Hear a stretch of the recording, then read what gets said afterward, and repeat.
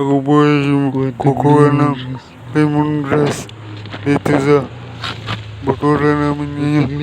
Kasi magluluto ako ng ginataang bukog ng baboy guys.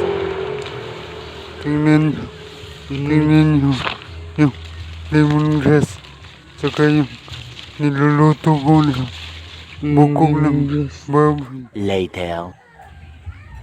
Tingnan nyo guys, pagkakita ko sa inyo ngayon, yung niluto ko na bukog ng baboy, ginataan. Pinakulo ko muna guys, pinakulo ko muna dito guys at tinatanggal ko yung buha niya guys. Tingnan nyo guys. Ngayon, tapos na. At chill muna tayo. Kumukuha tayo ng video guys.